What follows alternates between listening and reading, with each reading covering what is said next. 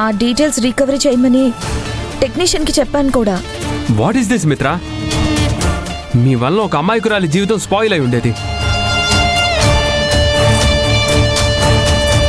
దాని గురించి ఎలాంటి దిగులు లేనట్లు చాలా క్యాజువల్గా కరుణాకర్ గారిలాగే సమాధానం చెప్తావేంటి? What nonsense is this?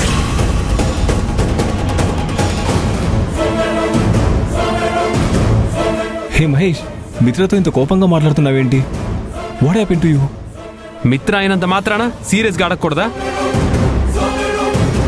తప్పుని తప్పు అనకూడదా? ఎవడో ఒకడు మన గూడ్స్ వెళ్లే వెహికల్ ద్వారా డ్రగ్స్ సప్లై చేస్తాడు. లేడీస్ని కంపెనీలో అబ్యూస్ చేస్తున్నారు. సడన్ గా మర్డర్ అటెంప్ట్ జరుగుతుంది. ఎవరికీ తెలియని ఒకడు కంపెనీలో చేరి అమ్మాయిని లవ్ చేస్తున్నానని చీట్ చేస్తున్నాడు. కానీ వాడి డీటెయిల్స్ ఏవి కంపెనీ రికార్డ్స్లో ఉండవు.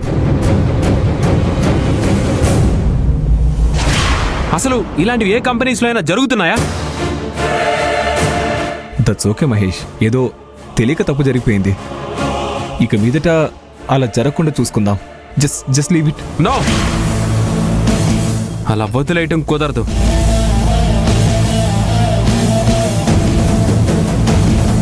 ఇంకా ఇలాంటివి జరగకుండా ఉండాలంటే దానికి సంబంధించి నేను 2 యాక్షన్స్ తీసుకోవాలి.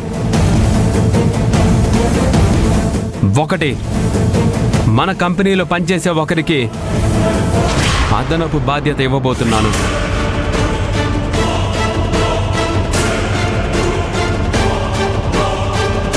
నెంబర్ 2, జరిగిన తప్పుకి సంబంధించి ఇద్దరికి పనిష్మెంట్ ఇవ్వబోతున్నాను. ఎవరికి అదనపు బాధ్యతలు, ఎవరికి పనిష్మెంట్? ఇక మీదట మన కంపెనీలో ఎవరినైనా ఉద్యోగంలో చేర్చుకునే విషయంలో ఇక్కడ పనిచేసే స్టాఫ్కి, కార్మికులకి లీవ్ పర్మిషన్ గ్రాంట్ చేసే